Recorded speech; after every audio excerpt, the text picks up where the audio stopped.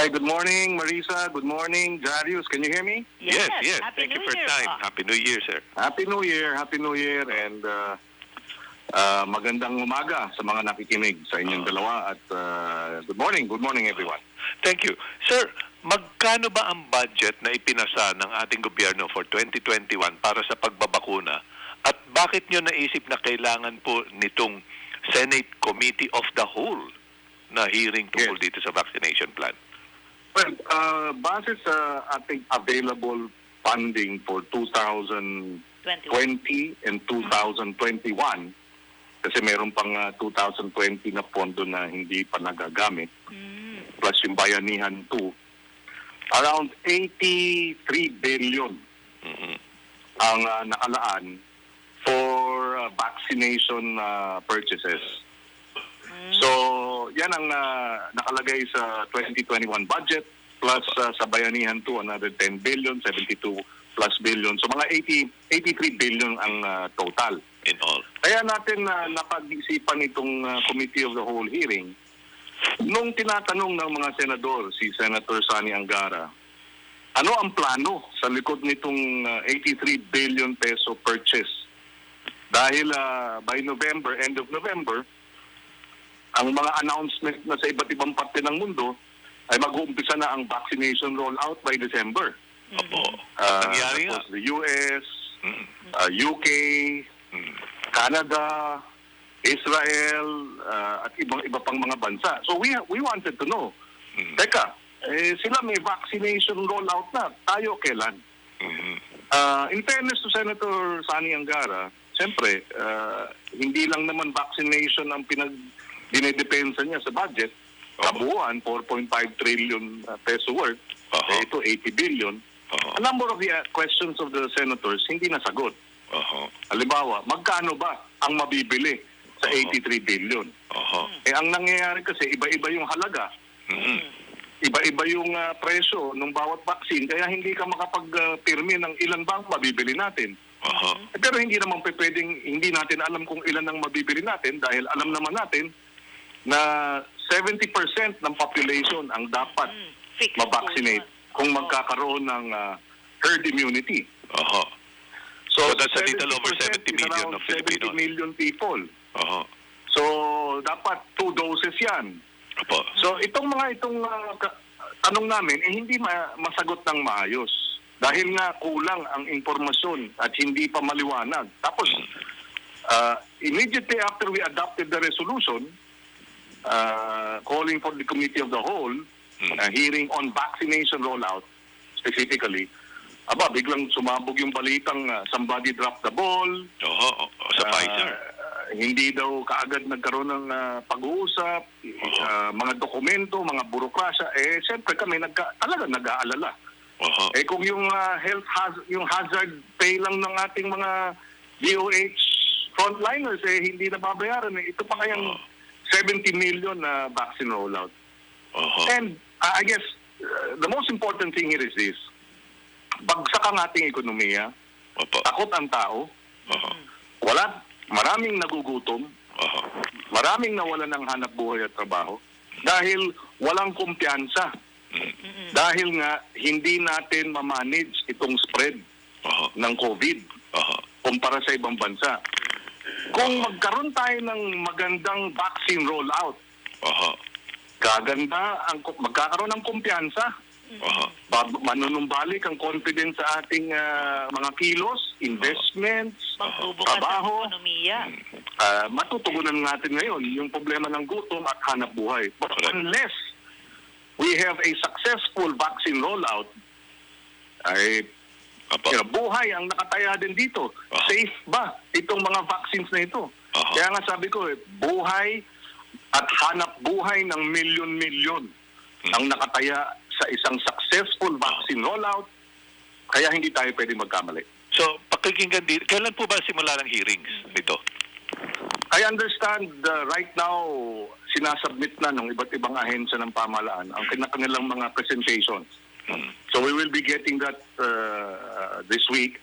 And then next week, ang schedule niya nata is anywhere between the 9th, ano ba sa 11, anywhere between the 11 to that week, January 11 up. I see. Kasi nag-aalala ng mga tao, gawa ang pinag-uusapan po rito, sinabi nyo 83 billion pesos. Ano po. Hindi lang aktual na bakuna ang gagastusan dito, sir. Am I right? Kasi karamihan ng bakuna ito, kailangan ng freezer, di po ba? That is right. May mga freezer na ultra cold nga ultra freeze dapat na 72 degrees upwards up to 80 degrees. Meron naman 2 degrees lang, Parang rice lang, negative 2 up to negative 8 lang, ano? Parang freezer lang na ordinaryo sa bahay. Meron, ibig sabihin, kakailanganin po ng 100,000 o probably milyong mga refrigerators, sir. That's right. Well, I don't know kung million, pero definitely, libo-libo yan. In fact, Opo. ang Japan, for example, noong October, nagsabi, bibili sila ng 10,000 mahigit na mga deep freezers. Deep freezers. So tama yan. The rollout, sabi nga nila yung dun sa mga debate, yung halaga ng vaccine ay wala pa siguro sa kalahati ng total na halaga ng pag-rollout. In other words, yung pag-transport, Storage. yung pag-train ng mga mag-inject, Oh, yun, may expense yung pa yun. sweldo ng mga yun, Oo. diba, budget para doon. Mga mask shield, mga ganon. So, PPE. yung mga PPE sila. PPEs nila, lahat yan. So, kung isusuma mo, sabi ng ilang mga eksperto, 1/3 lang yung presyo ng vaccine. And then another 2/3 is the cost of the rollout. Ay, ganon. In terms of freezers, in terms of PPEs, Oo. in terms of allowances, etc. So, malaking halaga talaga. That's why So, si Senator kakapos Recto talaga said, Tapos, doon sa 70% of the population na target. Oo. yes. So sabi nga ni Senator Recto, ang estimate niya, anywhere between 100 billion to 150 billion ang dapat ilaan para sa successful vaccine rollout. Sabi ni Senator Ralph. I'm sorry? Sabi ni Senator Recto. Yes, yes. Oh. Sa estimate niya. Yun ay pangkalahatan na rin o hindi pa? I'm sorry? Pangkalahatan na rin yun, Senator Kiko, yung 150 Yun ang billion. estimate niya. Anywhere between 100 to... kaya nga, ang naka-budget pa lang 80 Oo nga. 83 billion. So, Oo. clearly, baka kakailanganin nga ng supplemental budget. Opo. And even that, we have to determine ano nga ba ang halaga? 100 billion ba? 150 billion ba? Dahil kung kulang, tungkulin ng ating gobyerno through the Congress So, to ang come up with a supplemental budget. So ang gagawin, Senator Kiko, dito sa Senate Committee of the Whole hearing, ay iimbitahan nyo rin ang mga eksperto kung anong pinakamahusay na bakuna ang dapat kunin sa mga lumabas na so far. Kasi ang lumalabas ngayon, 96 vaccines are being researched all over the world at 3 ang nabibigyan na ng lisensya sa Western countries, ano? That's right, that's right. Kaya nga gusto natin malaman alin ang efficient. Dahil alam mo, base sa concerns din ng publiko, 31% ng populasyon base sa survey noong November ng SWS ayaw magpapakuna. Mhm. So Tapos malaking pag-uusapan bagay yun pa na dito. kailangan matiyak na ligtas itong mga vaccine na ito. Ang concern din, halimbawa, yung China vaccine. Opo. Yung Cambodia, sabi nila, hindi sila tatanggap ng China vaccine dahil hindi sila naniniguro sila dahil mukhang hindi ligtas. Sabi ng Cambodia yon. Yung Taiwan, ganun din. Oho. Ang desisyon nila, hindi nila kukunin yung Chinese vaccine dahil for safety reasons. Mhm. And yung Brazil, doon sa third phase ng trials, tinigil nila. Ang problema ka daw kasi, may mga insidente, pero hindi naman binibigyan ng public information tungkol sa ano ba talaga dahil ni-request daw nung Sinovac, wag muna ilabas yung ilang mga insidente o information tungkol doon. Kasi kasama raw yun sa... Pag-aralan natin ang gusto ito dahil buhay ng ating mga kababayan ang nakataya rito. Ang sinasabi nila, kasama raw sa clinical trials talaga na hindi pwedeng ilabas kung ano yung detalyes nun. Pati identity nung nagka-side effects, nagka-adverse effects. Kaya yung sa Brazil, yung sa Sinovac, ayaw nilang bigay ni detalye.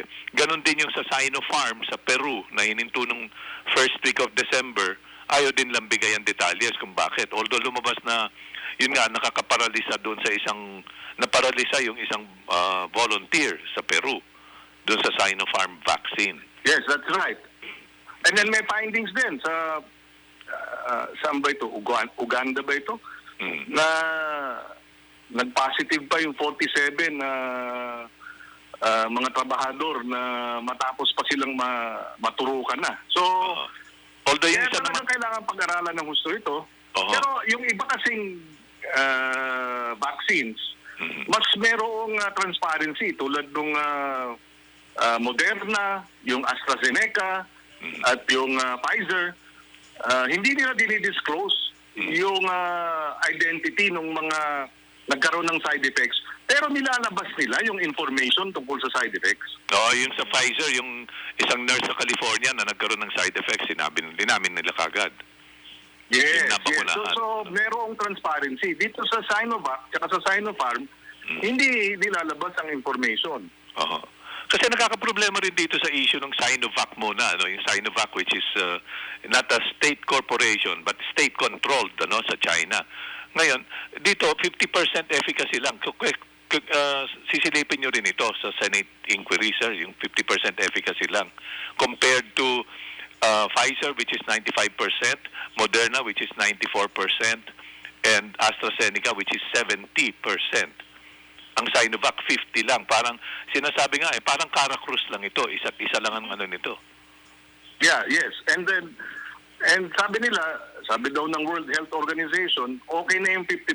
But this was before all the results came in. April pa yun eh. Yes, yes. Tsaka even din, binabasa ko po yung Senator Kiko, yung sinasabi ng WHO nung April na pwede na ang 50%, pero may qualification yun. Sabi rin ng WHO nun, pero ang preferred namin ay 70%. That is right. Now, that was April. Lumabas ang resulta ng AstraZeneca, ng Moderna at ng Pfizer itong November na pumapalo na ng 95%. Bakit tayo why will we rely on information by the World Health Organization which was how do you call it, dated April? And di ba? So hindi ako naniniwala na dapat sabihin natin sa ating mga kababayan okay ng 50% dahil yun ang sinabi ng World Health Organization noong April. Wala pang mga resulta yung iba ng 95% 92%. Tapos pagpipilitan natin yung 50%. Ano ba meron sa China? Bakit ang lakas-lakas nila dito sa ilang mga personalidad dito sa gobyernong ito? Hindi tama ito. Yung presyo yung taong bayan, hindi itong China. Tsaka nakakagulat, sir, yung presyo kasi yung Sinovac is 3,625 according to the Office of Senator Angara, Committee on Finance na yan, 3,625 ang double dose kasi 2 doses lahat ito 28 days apart, may booster shot. Tapos yung sa Sinopharm naman, sabi ng chairman mismo nila, $145 daw yung 2 doses. That's 7,250 per tao kada babakunahan. Isang 3,600, isang 7,200.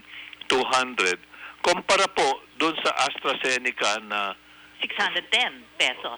Tapos magkano yung yung Novavax 488 366. Yung Johnson & Johnson 480. Tapos yung yung Pfizer medyo mahal na nga pero 2,000 plus. 2379. 2379. So kung ano pa yung pinakamahal. Tapos ang pinakamahal sa ngayon Moderna 6,000 pero mas mahal pa yung Sinopharm doon. Yes. That's why importante itong Committee of the Whole hearing. Kasi dito natin maaaring busisiin ng gusto. Yung mga katanungan na yan, bakit mas mahal? Tapos 50% efficacy lang. Of course, I'm not an expert, di ba? Hindi naman ako epidemiologist, hindi naman ako doktor. Pero precisely, as you said earlier, we want the experts to appeal, not just government, but also the experts, to give us a heads up. Ano ba talaga ang mas efficient, mas effective, hindi ba? To explain to us. So yun ang kahalagahan ng Committee of the Whole. And if you will remember, several Committee of the Whole hearings na ang Senado on the issues affecting our COVID response. Yung PhilHealth, Committee of the Whole din yan. Diyan lumabas yung bilyong-bilyong halagang nilulustay na COVID funds. Na-correct yan. Tapos yung yung Committee of the Whole do sa IATF, doon lumabas yung overpriced ng halos 5,000 piso yung testing kits na binabayaran ng PhilHealth. Nung lumabas yun, 8,000 daw ang sinacharge ng PhilHealth. Ang binabayaran ng PhilHealth, 1 week later, pwede pala ng 3,000. Yun nga. Diba? Ito yung mga mahalagang interventions na nangyari sa Committee of the Whole hearing. Bilyon ang halaga na nalustay at na bantayan. Ganun din sa overpriced testing kits, pati overpriced PPEs. So hopefully, maintindihan ng ating mga kababayan, ito ang ibig sabihin ng check and balance. Committee of the Whole. Kaya tayo may 3 branches of government. Nandyan ang executive, andyan ang legislative, at ang judikatura, which acts as a check. Sabi nga, parang sasakyan. Pagka masyadong walang brake ang sasakyan, puro accelerator, mababangga. Pag wala namang accelerator at puro brake, hindi naman naaandar. Sa So Committee of the Whole minsan ito, accelerator, pinabibilis natin ang serbisyo. Minsan naman tayo ay brakes sa executive department. So we are doing our job precisely because we want to ensure meron tayong matagumpay na vaccine rollout. Dahil kung ito ay palpa at magkagulo-gulo, hindi manunumbalik ang kumpiyansa sa ating ekonomiya, yung milyong-milyong walang trabaho at ginugutom dahil walang hanap buhay, talagang tuloy-tuloy yan. Puro lockdown tayo at puro hindi makakilos ng maayos. Kumpara sa ibang bansa, hindi ba? bumabangon na ekonomiya tulad ng Vietnam, 700 Taiwan. cases lang eh. Sa Taiwan, 7 lang ang namatay. Yes, 7 ang namatay, 700 ang confirmed cases. Sa New Zealand, ganun din. Nanumbalik na ang sigla ng ekonomiya nila. Wala nang face mask, wala nang social distancing. Yun nga lang, bawal pumasok ang mga tagalabas. Vietnam, okay na rin positive yun. ang growth nila. Di ba? At least maliwanag. And konkreto, kaya. Hindi tayo inutil. Kayang ayusin. Sabi ko nga, virus lang yan. Hindi naman nag-iisip yung virus eh. Senator Tao Kiko. nag-iisip. Kaya natin talunin yung virus. Basta gamitin natin ang pag-iisip at yung siyensa at yung tamang pagkilos tulad ng mga ibang bansa na nabanggit natin kanina. Senator Kiko, Committee on the Whole ito, no? Committee of the Whole. Ibig sabihin, lahat ng aspeto titingnan dito. Hindi lang health, hindi lang finance, kundi lahat. Ganun ba? Yes. Kaya naging pangkalahatan nito.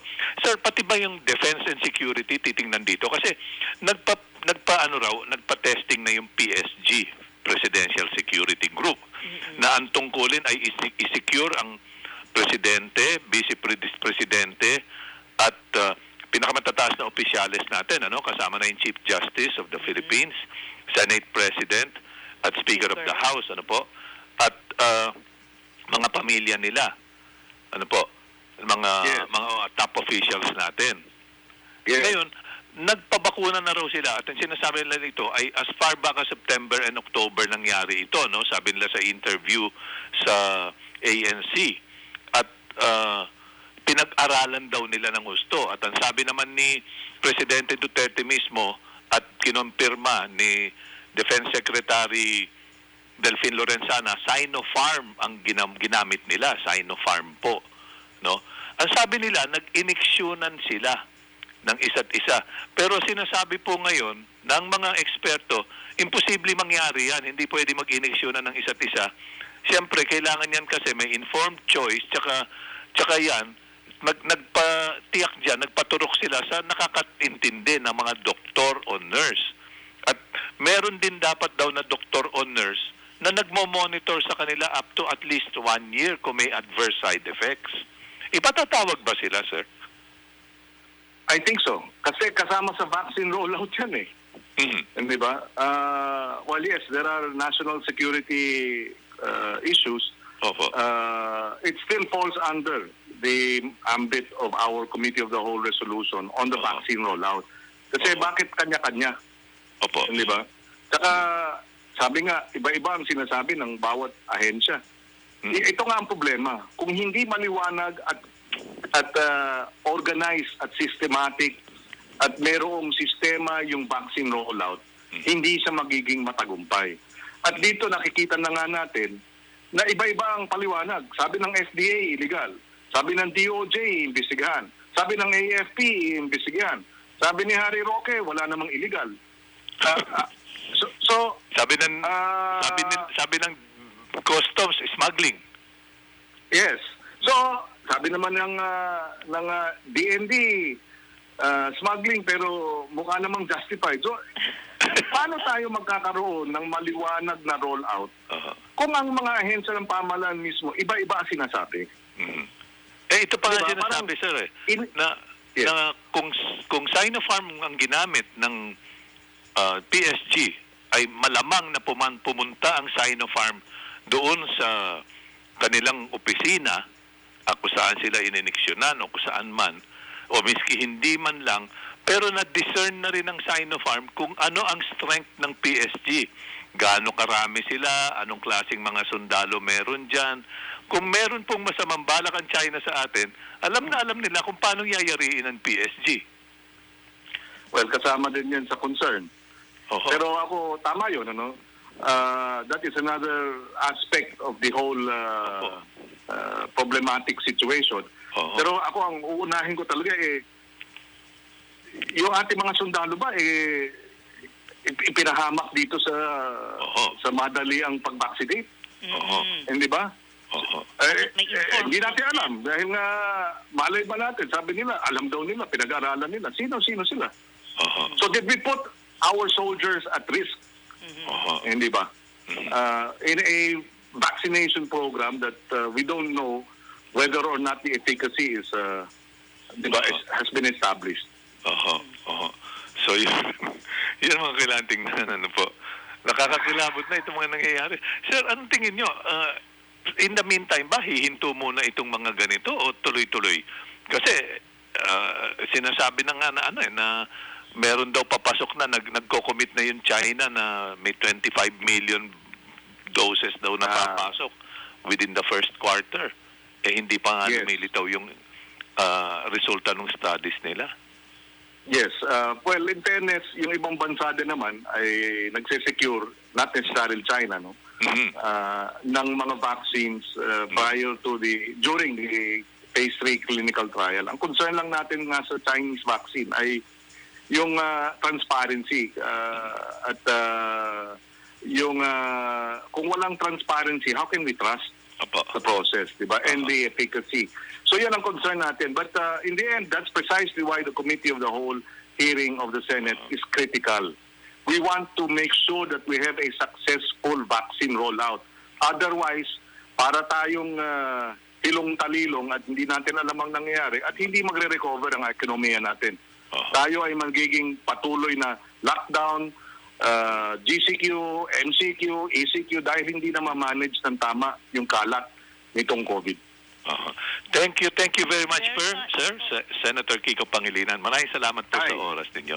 Thank you sa inyong dalawa, Darius and Marisa, and sa ating mga nakikinig. Huwag kayong mag-alala, gagawan natin ng paraan, tulong-tulong, hanapan ng paraan para maging successful ang vaccine rollout at manumbalik ang normalcy sa ating bansa sa mas lalong madaling panahon. Yan ang ating layunin at yan ang gusto ng lahat dahil talagang gigil na natin na tayo na manumbalik ang normal, magkaroon ng hanap buhay at trabaho at yan ang ating itutulak dito sa Committee of the Whole hearing na to. How to ensure a successful vaccine rollout, manumbalik ang kumpiyansa sa ating ekonomiya, makita na namamanage ang pagkalat ng COVID, magkakaroon na ng kasiglahan ng ekonomiya, ang trabaho, ang hanap buhay, ang kita. Maraming salamat. Magandang araw sa kanila lahat at Happy New Year. Happy New Year. Happy New Year, sir. Happy New Year, Senator Kiko Pangilinan. It's 9:14. Sapul